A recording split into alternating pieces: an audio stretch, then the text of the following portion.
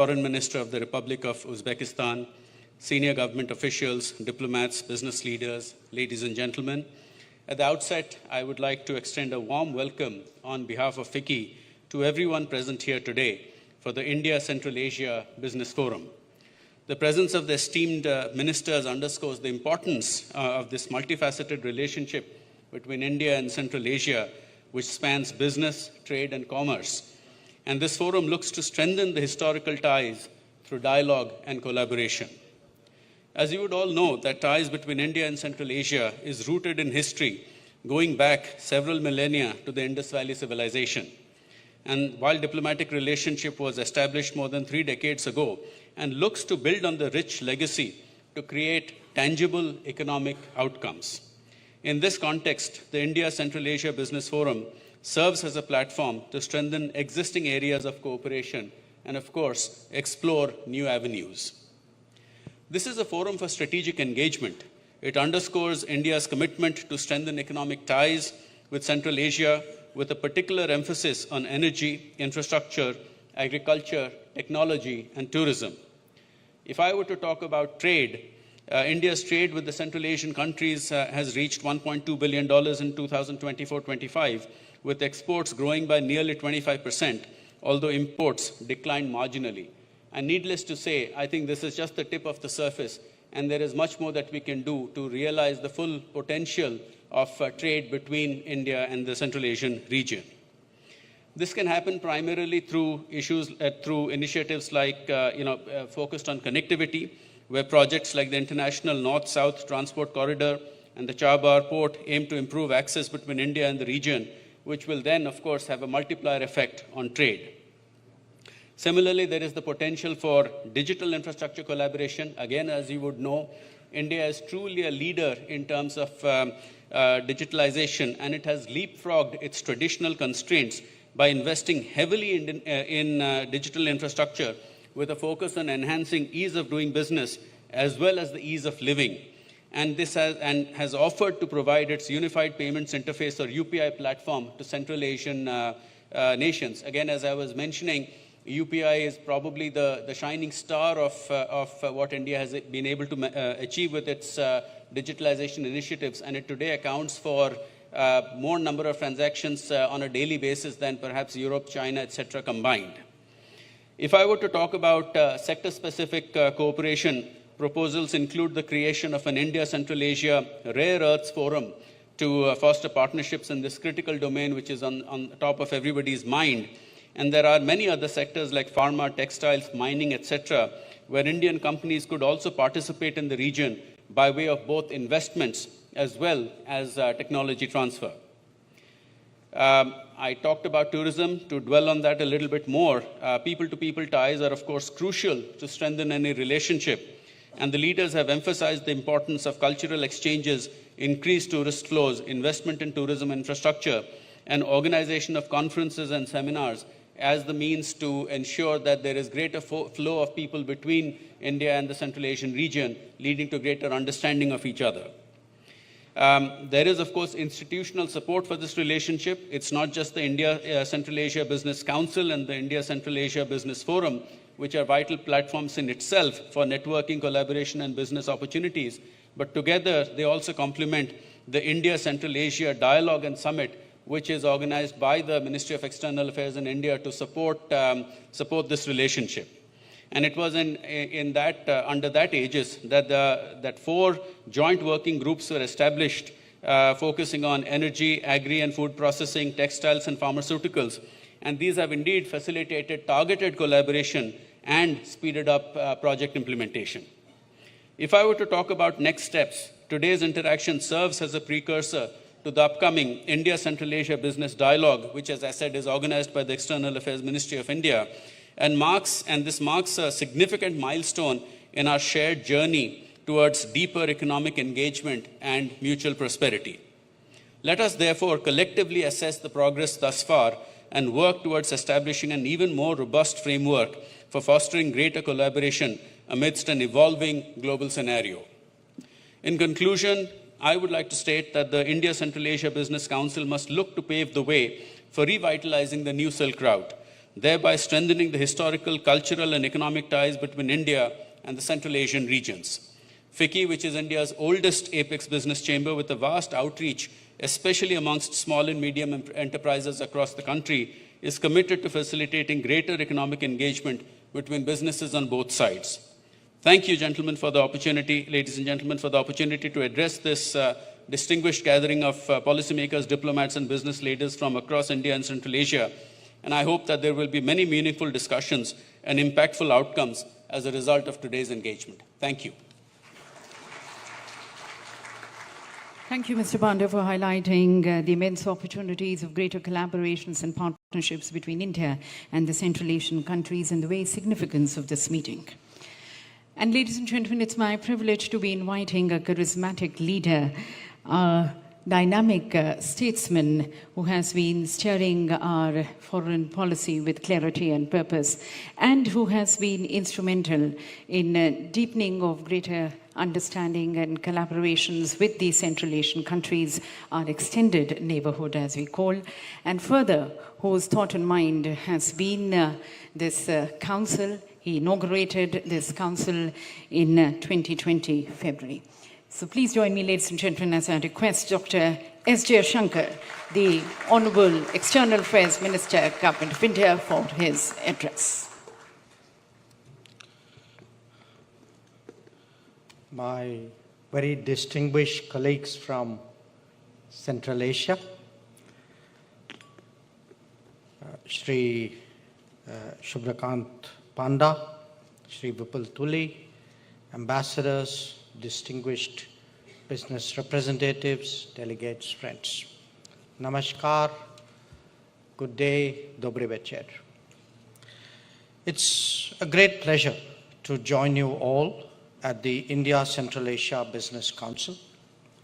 I thank FICCI, the organizers, for their excellent arrangements. Friends, the presence of Indian and Central Asian business participants in such significant numbers today is a sure indicator of mutual interest in forging stronger B2B ties between India and Central Asian nations. It is also a statement of the importance that business communities in all our countries attach to this business council. Today's meeting seeks to discuss and explore new opportunities and complementarities between our respective economies. Now, India's trade and economic ties with Central Asia over the last decade have actually shown a very strong positive trend. Mutual trade was less than $500 million a decade ago in 2014. And I must tell you, Mr. Panda, our numbers are a little higher than yours. So what we have collectively is actually a trade volume which is almost touching $2 billion. However, this figure does not reflect the full potential. The need to address this is today even more urgent because of the uncertainties of the international economy.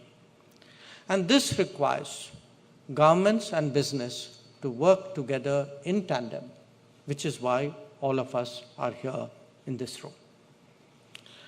Now, with that broad context, let me highlight three objectives before us. One is to deepen the existing cooperation, both in terms of volume and in terms of quality. There's already, I think, a recognition in each other's countries, in each other's economies, of the players and of the products. But we must build further on that foundation. And a very good example here is actually of the pharmaceutical sector. Two, we need to diversify our trade baskets so that all of us have more options, we have more competition, and in a way we are looking for new opportunities. And I would like our friends from Central Asian economies to appreciate that an economy today which is bigger, which is in excess of $4 trillion, which is growing at 6 to 8% annually. It will create new demands for products, for services, and even I would say in a way new demands out of more prosperous lifestyles. So there are many things we could be doing, we should be doing, which perhaps we have not looked at in the past. So this looking beyond the currently traded goods and services is essential really to envisage and realize new opportunities. And the third is that we need to introduce greater sustainability and more predictability in our economic interactions. And that means more long-term contracts and arrangements, cross-investments, joint ventures, and certainly sectors like energy, whether we are talking uranium, whether we are talking crude oil, even potentially gas, whether we are looking at mining, if you are talking about coal, or if we are discussing fertilizers. I think these are all relevant examples to reach really long-term understandings between us. So how do we do this? And I have 5 solutions here really to suggest. One, we look at the digital economy and innovation. I think Mr. Panda also dwelt on it. We are meeting at a time when e-commerce platforms, blockchains, cross-border digital payments are transforming the way the world interacts, trades, and affects payments. And India would be very happy to partner on about platforms like the UPI, like Aadhaar, like DigiLocker with our Central Asian partners. And certainly greater use of digital technologies and AI applications will help us unlock the full potential of our trade and economic ties. And I would also add that it will be a great help to our tourists, to our students, to our medical travelers, and I think, colleagues, this is something that we have discussed this afternoon. The second solution lies in the field of financial services. And here I would say closer engagements between our banks and financial sector will definitely strengthen our economic interaction. Some beginnings have been made in terms of opening of special rupee pass-through accounts in Indian banks by Central Asian banks. And there's also been some discussion about use of UPI, Unified Payment Interface. I would certainly support that very strongly, as also the steps we could take to facilitate mutual settlement of trade in our national currencies. The third, which I referred to earlier, is healthcare and pharma. Today, India supplies about 60% of generic medicines globally. And pharmaceuticals certainly is one of our most important exports to Central Asia.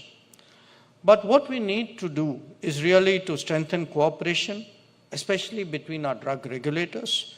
And we could also look at covering medical services, including hospitals, clinics, and diagnostic centers, as also the supply of medical equipment and medical devices. The fourth issue, of course, is something we have debated for some years now. How do we improve our connectivity? Because that has been a big obstacle. And I hear talk about both land and air connectivity. So what this means is more resources and effort in the INSTC, the International North-South Transport Corridor. Greater use of Chabahar port will surely reduce travel distance and costs. We are discussing this in a joint working group on Chabahar under the India Central Asia platform. But I would really urge FICCI to discuss with its members and discuss with the other chambers, the Central Asian chambers, whether, how do we better address logistical challenges and present, if possible, recommendations to us in the next few months. And I should also add that we need to expand our air services and we need to create a competitive environment for goods transportation. And fifth, we need to streamline transit procedures. India and all the Central Asian countries, we are all members of the UNTIR Carnet system. FICCI is the prime nodal agency in India for this system. And every Central Asian country has its own nodal agency. So the question before is, can we simplify customs procedure using the TIR coordinate to ease the flow of goods across borders? And again, can all the chambers get together and give us a consolidated roadmap or a recommendation in this regard? So friends, in addition to all of these, I think you would agree that tourism, education, films, cultural exchanges, these are all important. They should be tapped for their economic and business potential. I would certainly urge all the chambers and their representatives to do more frequent exchanges, particularly sector-specific business delegations.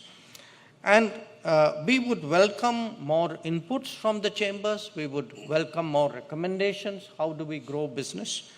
And I certainly hope that we would get it in time, because at sometime in the not so distant future, we would like to see a leaders summit between India and the Central Asian Five. Now, tomorrow we will be holding the 4th edition of the India-Central Asia Dialogue at our level, at the foreign ministers level. And we will be deliberating on ways to further deepen our cooperation, especially the economic dimensions of our relationship. I would hope that from today's meeting, from the deliberations of the Business Council, very specific recommendations are made available to us. I wish the Business Council all success. And once again, I would like very much to appreciate the fact that my counterpart colleagues from Central Asia have all taken the time from busy schedules. They've come here in time to participate at this council meeting. I think that itself sends a very serious and a very positive message to all of you. Thank you very much for your attention. Thank you, Honourable Minister, sir, for guiding the Council and this forum. And now, ladies and gentlemen, we have the special remarks by our esteemed foreign ministers from the Central Asian republics. May I first request His Excellency Mr. Murad Nutslio, the Honourable Deputy Prime Minister and the Minister of Foreign Affairs of the Republic of Kazakhstan. Excellencies, distinguished participants, ladies and gentlemen, very good evening. At the outset, I thank His Excellency Dr. Jaishankar, the Minister for External Affairs of India, and the Federation of Indian Chambers of Commerce and Industry for the excellent organization of this Central Asia-India Business Forum. A gracious presence of so many leading Indian companies in this six-lateral platform is a vivid demonstration of our shared commitment to further enhance multifaceted economic cooperation, both on bilateral and multilateral tracks. Today, the Indian business community is at the forefront of innovations and plays a crucial role in global efforts to ensure sustainable growth and prosperity for all nations. Kazakhstan is firmly committed to deepening its comprehensive ties with India, which is our key strategic partner in the South Asia and far beyond. Our forward-looking relations are deeply rooted in common history, strong culture, and economic ties. So, political-wise, we are like-minded countries. Business-wise, we are natural partners. Despite last year's bilateral trade decreasing down to $1 billion, we have all opportunities to get back on track to increase it up to $3 billion in the nearest future. During the same period, Indian overall investments in the Kazakh economy grew by a remarkable 41%, surpassing $500 million in 2024. Yet, we believe this is the only tip of our huge potential, especially on the background of our nation's indispensable role in many strategic areas. Kazakhstan is well positioned to boost up natural synergies with India in trade, connectivity, critical mineral dialogue, energy security, digital sector, and humanitarian ties. India is currently the fastest growing economic powerhouse, and according to some experts, very soon your country can become the third largest economy of the world. Kazakhstan is ready to be a reliable long-term partner for India in achieving its ambitious goal under the Viksit Bharat program by increasing supplies of strategic energy resources, steel and metals, rare earth minerals, food and agricultural products. Thus, we see enormous advantages from the development of the North-South International Corridor as proposed by Kazakhstan's President, Mr. Kassym-Jomart Tokayev, at the first C5 India Summit in 2022. Furthermore, Kazakhstan is modernizing its transport and logistics infrastructure along the Middle Corridor. So far, the government of Kazakhstan has invested more than $35 billion into the development of our infrastructure, connecting east and west and north and south. There is room for developing multimodal transport links, fiber optic cables, and regional power grids. Ladies and gentlemen, inspired by India's impressive path, my country is emerging as a leading tech and IT hub in Eurasia. Kazakhstan is recognized as a top 25 country by the United Nations in adopting digital technologies. We could jointly work on research and development, startup ventures, sharing of the best practices and know-how. Kazakhstan, with its strong agricultural foundation, and India, with its technological capital, have a unique opportunity to seize the momentum for sustainable development and address food security challenges of the contemporary world. Another promising area for collaboration is tourism and people-to-people ties. In 2024, the flow of Indian tourists to Kazakhstan increased twofold and overpassed 150,000. This growth can be attributed to the introduction of a 14-day visa-free regime for Indian citizens, as well as the strengthening of direct flight connections between our capitals and major cities. We are ready to support the establishment of a chain of Indian hotels and restaurants in Astana, Almaty, Shymkent, and many other cities. To that end, our government is committed to offer its world-class investment environment to all our partners. Dear friends, under the guidance of President Tokayev, bold reforms are being implemented in my country. Our aim is to diversify the economy, streamline regulation, and promote innovations. We offer competitive tax regimes, investor protection, and dedicated support system for foreign businesses. Since May 2025, my country introduced a new golden visa for foreign nationals who invest at least $300,000 in our economy. Our Astana International Financial Center is yet another unique platform for our engagement. It's just like Gift City, New York, London, Dubai, and Singapore stock exchanges. So I do hope that when you visit our capital, you'll have a good opportunity and chance to visit us at AFC. Before I conclude my remarks, I express my confidence that today's forum and business meetings will pave the way to tangible outcomes and thus to the deepening of our mutually beneficial economic cooperation. And let us not forget that I touched upon only a few topics due to time limits. In essence, our prospects are much wider and the future is much brighter. Last but not the least, I propose to organize the next session of our business forum in Kazakhstan. So with that, I would like to conclude my remark and wish the best of luck and success to all participants. Thank you very much.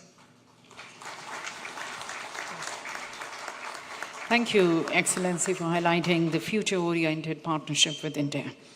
And we now request His Excellency Mr. Zenbek Kulubayev, the Honorable Minister of Foreign Affairs of the Kyrgyz Republic, whose leadership has played a pivotal role in strengthening India-Kyrgyzstan cooperation in trade capacity building and development. Okay.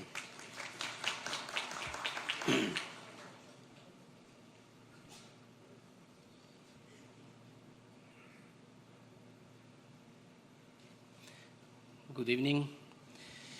Dear Mr. Chairman, dear representatives of Chambers of Commerce and Industry, dear Indian businessmen and partners, ladies and gentlemen. First of all, let me express my gratitude to my dear friend, Dr. Jaishankar, for the warm welcome and the kind words of greetings addressed to us. It is a great honor for me to be part of this dialogue, which unites not only the states, but also the business of our countries. I am also pleased to welcome my dear brothers and colleagues from the Central Asian countries. It is gratifying to note that we regularly meet at our regional venues and jointly resolve all issues for the benefit of the development of our region. The Central Asian countries maintain a dialogue at the high and highness levels and develop mutually acceptable mechanisms for cooperation on current issues. Disputable and problematic issues are resolved through negotiations, which are clearly demonstrated in the resolution of issues or delimitation and demarcation of borders in Central Asia.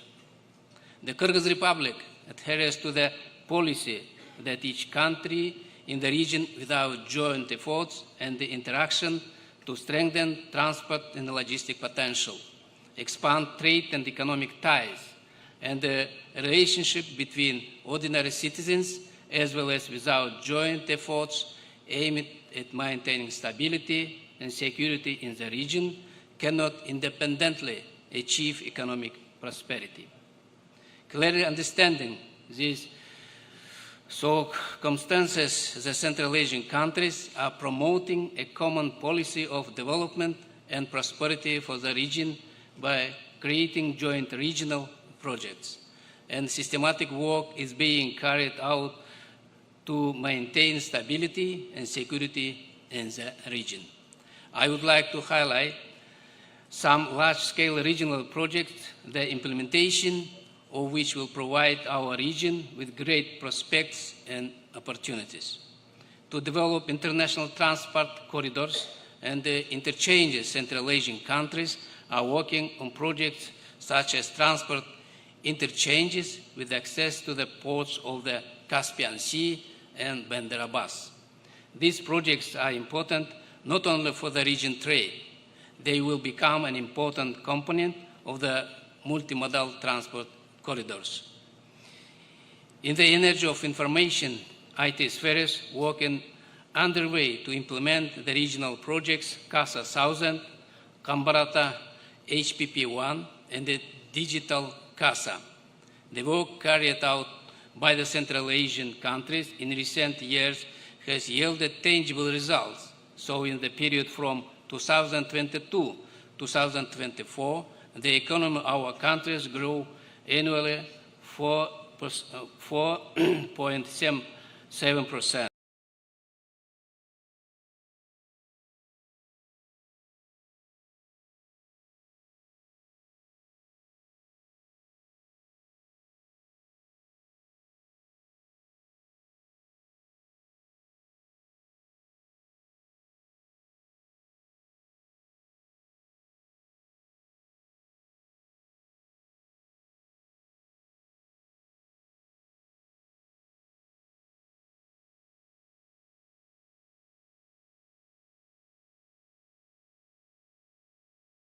agency Standard & Poor's global ratings.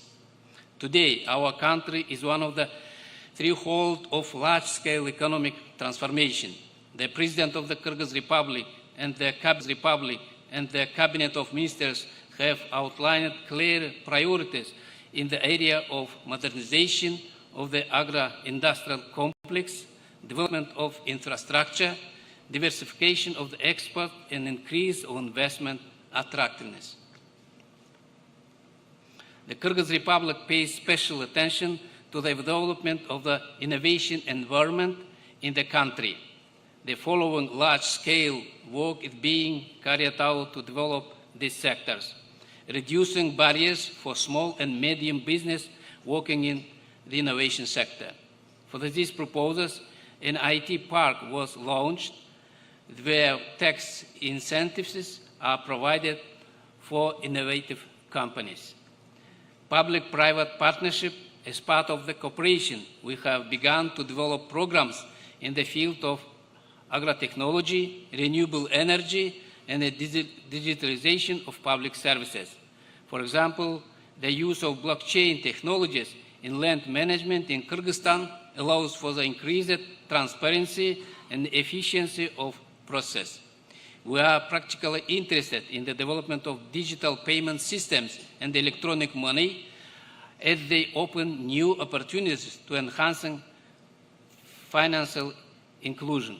This is practically important, especially considering the significant number of Indian students studying at higher education institutions of the Kyrgyz Republic, as well as the steady interest of Kyrgyz citizens in medical services in India. Dear participants, moving over the prospect of cooperation, I would like to draw attention to some areas that, in my opinion, should be of interest to Indian businessmen. First, trade and export products. The Kyrgyz Republic has a wide range of environmentally friendly products, primarily in the field of agriculture and processing. We are interested in expanding cooperation in such areas as textile and leather production, as well as the export of organic products to the markets of the two countries. We welcome the participation of Indian entrepreneurs in the development of logistic roads, certification mechanisms, and the marketing platforms that will help Kyrgyz producers enter the Indian market with competitive products. Second, investment in green energy and sustainable development. Kyrgyzstan has significant potential in the field of hydropower and solar energy. About 90% of the electricity is produced by hydroelectric power plants. We strive for sustainable development and are interested in attracting green investment in the modernization of existing capacities, the construction of new hydroelectric power plants, and the renewable energy projects, as well as in the development of energy storage system. Third, partnership in the mining industry. Kyrgyzstan has a rich mineral resources base, including gold, rare earth metals, and the strategically important resources. We look forward to partnering with Indian companies in developing these resources in a manner that meets the highest standards of environmental and the social responsibility. Fourth, medicine and pharmaceuticals. Today, more than 17,000 students study in medical higher education universities in Kyrgyzstan. We would like to develop not only the field of education, but also projects aimed at improving the healthcare and the pharmaceutical sectors. Dear participants, the history and the culture of the Central Asian and South Asian countries have common deep historical roots. A special place in the system of relations between the region of undoubtedly occupied by the cooperation of the Central Asian countries with India. We are connected not only by the history of Great Silk Road, but also by common interests in the development of trade, technology, and security. I would like to emphasize that the Central Asian countries have built a strategic partnership with India, which demonstrated the interests of our countries in cooperation in all areas of interaction.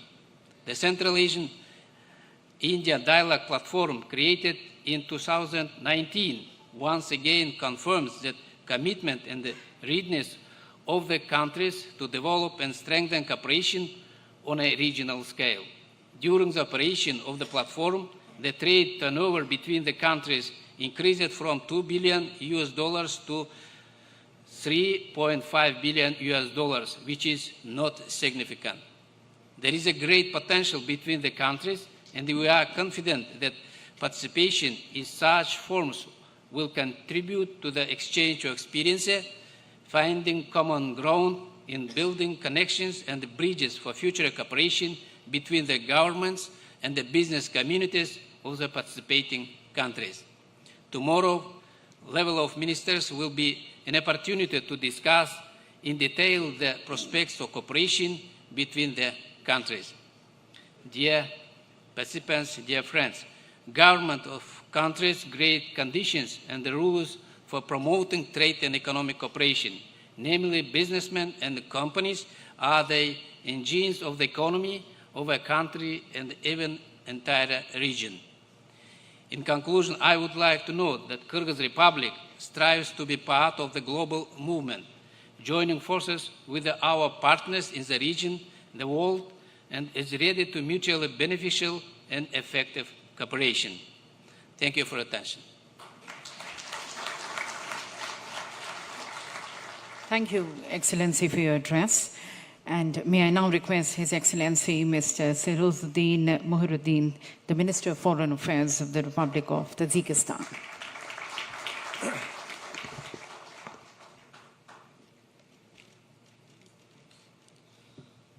Excellencies, distinguished colleagues, ladies and gentlemen, it is a great pleasure to extend my sincere appreciation to my esteemed colleague, Dr. Jaishankar, and to Mr. Sankar, Vice President of the Federation of Indian Chambers of Commerce and Industry, for creating an excellent environment for the success of today's gathering. We firmly believe that this event will support our joint efforts to strengthen mutually beneficial cooperation and to advance the goals and objectives set by the leaders of our countries during the first India-Central Asia Summit. At the moment, around 80 joint ventures with Indian participation are registered in Tajikistan and are actively engaged in energy, pharmaceutical, and healthcare sectors. To further support this growing collaboration, we organized the International Forum, India-Tajikistan Pharma Business Meet, held in July 2024 in Dushanbe. The event brought together a large number of companies from both countries and served as an effective platform for deepening business engagement and exploring new opportunities in the pharmaceutical and healthcare sectors. I would like also to highlight our mutually beneficial cooperation in the field of education. Today, over 2,500 Indian students are enrolled in medical universities across Tajikistan, contributing to stronger people-to-people ties and fostering long-term collaboration in healthcare and academia. We also have good examples of collaboration in hospitality and service sectors. Indian company CHL Limited has constructed and continues to operate a 5-star hotel in Dushanbe, marking one of the first major private investments by India in Tajikistan. At the same time, I would like to emphasize that there are many other areas where new opportunities for Indian companies exist and are warmly welcomed. I invite you to explore emerging prospects in the industrial sector. In 2018, the government of Tajikistan declared rapid industrialization as its strategic goal and introduced special plans and incentives to support this objective. India has extensive experience and proven potential in industrialization, having previously pursued similar strategic goals. Therefore, exchanging views and best practices on industrial development, as well as establishing joint industrial ventures and companies, would be highly beneficial for both our countries. To support this objective, the government of Tajikistan has conducted a comprehensive geological survey across the country, leading to the discovery of numerous new deposits of non-ferrous and ferrous metals, rare and precious metals, precious and decorative stones, construction materials, chemicals, and other minerals. Processing of local cotton, leather, wool, and cocoons, alongside the efficient use of existing capacities, job creation, and strengthening the production of export-oriented goods are actively incentivized in Tajikistan. Currently, there are 18 spinning mills in Tajikistan with a combined capacity exceeding 80,000 tons of cotton fiber processing annually. Taking this opportunity, I am pleased to inform you that from July 8 to 10, 2025, the government of Tajikistan will host the International Textile Forum, Threads of Cooperation. Tajikistan connects the textile world. The forum will focus on the development of the textile and apparel industry, providing a valuable platform for connecting businesses and showcasing Tajikistan's potential as a promising center for textile manufacturing and innovation. The forthcoming International Textile Forum will provide an excellent platform for participants to engage in meaningful dialogue and explore new perspectives and opportunities for cooperation, not only with partners from Tajikistan, but also from across Central Asia. Therefore, I warmly invite all distinguished participants to actively attend the International Textile Forum, taking place from July 8 to 10 this year in Dushanbe. I thank you all for your attention. Thank you, Excellency, for highlighting various areas where India and Tajikistan can further explore and work together. Now inviting His Excellency Mr. Rashid Meheradbov, the Deputy Chairman of the Cabinet of Ministers and the Minister of Foreign Affairs of Turkmenistan.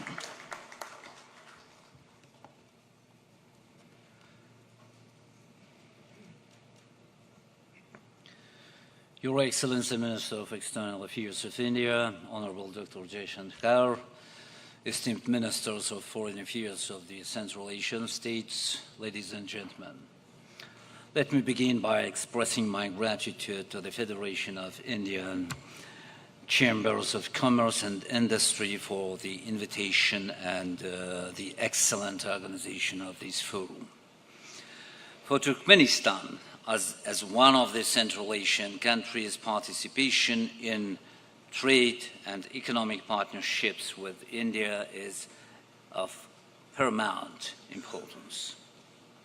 We are well aware of India's level of economic and technological development and the opportunities that the cooperation with Indian companies presents.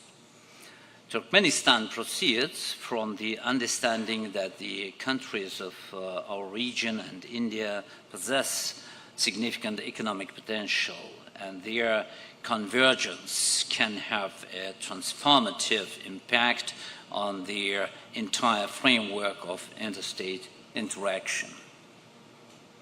In the long term, this partnership can become one of the main pillars of cooperation between Central and South Asia, opening the way to long-term integration processes in such sectors as the trade, transport, energy, industry, and many others.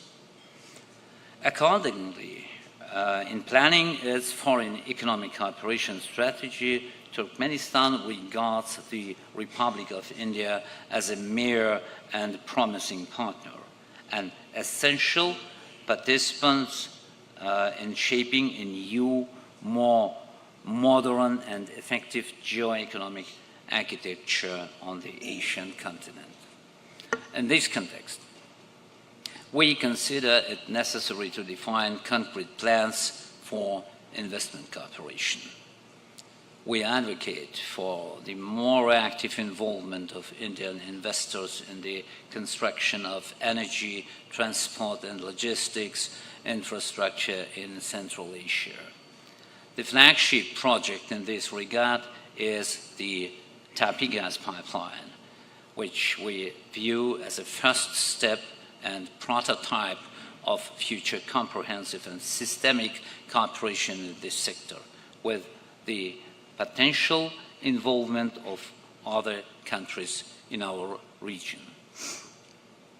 We also see investment opportunities in joint transport and logistics projects, which fully align with current initiatives to establish South-North transit corridors. We are convinced of the benefits of Indian partners participating in these efforts. In this context, there are promising prospects for creating connecting routes between the Caspian Sea and Indian seaports. Turkmenistan supports the expansion of trade relations between Central Asia and India. It must be frankly acknowledged that the current volume of trade remains insufficient and does not reflect the existing potential. We attach great importance to the activities of the Central Asia-India Business Council. The experience and framework established under this council must now be actively utilized and expanded.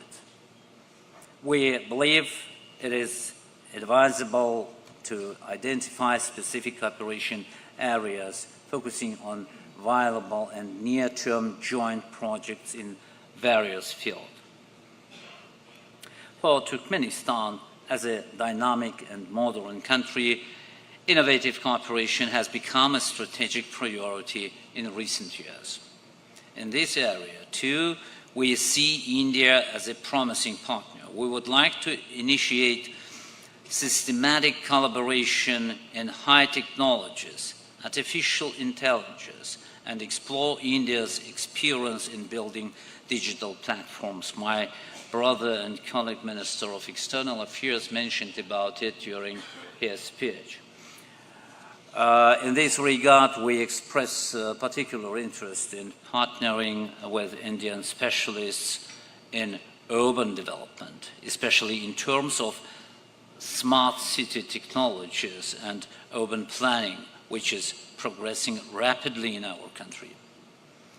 One of the successful examples of our cooperation between Turkmenistan and India, is in healthcare and pharmaceuticals.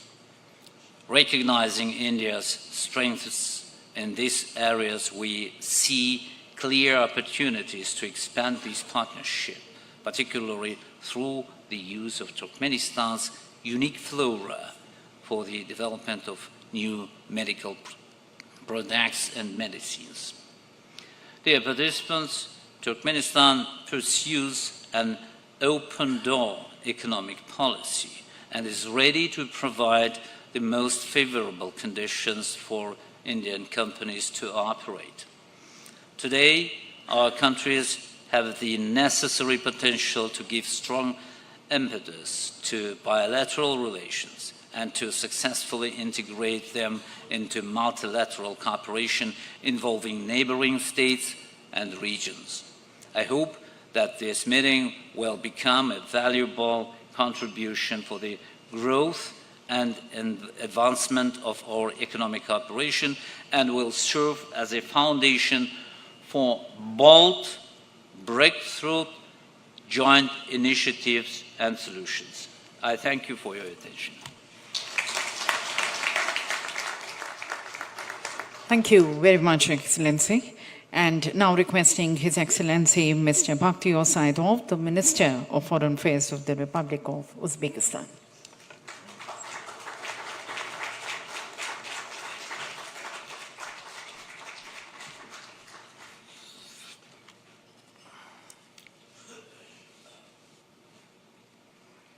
Honorable Dr. Jaishankar, honorable colleagues, ladies and gentlemen, Assalamu alaikum, namaste. On behalf of the Uzbek delegation, I would like to extend my heartfelt welcome to all participants of the India Central Asia Business Council. I'm sincerely delighted to be once again in dynamic New Delhi, the capital of the incredible India. We would like to express gratitude to the Minister of External Affairs and the Federation of Indian Chamber of Commerce and Industry for the initiative and organizing this important meeting, and for the warm hospitality extended to our delegation.